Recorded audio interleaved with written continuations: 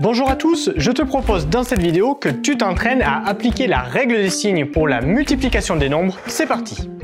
Je te propose donc dans cette vidéo un exercice d'entraînement pour appliquer la règle des signes pour la multiplication des nombres. N'hésite pas à te référer à notre vidéo leçon si besoin. Donc ici, tout simplement, dans cet exercice d'entraînement, on te demande juste de déterminer le signe du résultat. Donc ici, on ne te demande pas de calculer le résultat, on te demande juste de déterminer si le résultat sera un nombre positif ou négatif.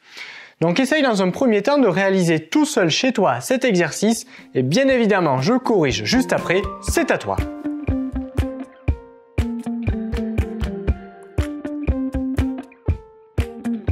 Place à la correction, vérifie que tu n'as pas fait d'erreur.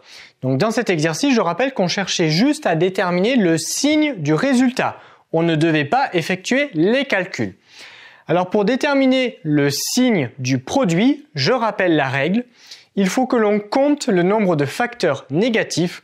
Si le nombre de facteurs négatifs est pair, alors le résultat sera un nombre positif. Et si le nombre de facteurs négatifs est impair, alors le résultat sera négatif. Commençons de suite avec le premier calcul ici. On compte donc le nombre de facteurs négatifs. 1, 2. J'ai ici deux facteurs négatifs. 2, c'est un nombre pair. J'ai donc un nombre pair de facteurs négatifs. Par conséquent, le résultat ici sera un nombre positif. On continue ici. On compte le nombre de facteurs négatifs. 1, 2, 3. 3, c'est un nombre impair. On a donc un nombre impair de facteurs négatifs. Par conséquent, le résultat sera un nombre négatif. On continue ici. 1, 2, 3, 4 facteurs négatifs.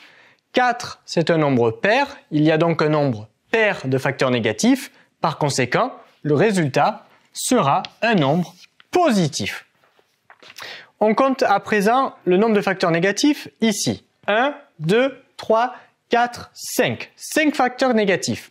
5, c'est un nombre impair.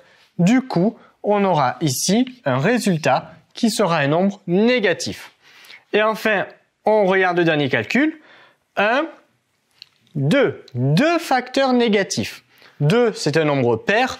Donc, le résultat sera un nombre positif.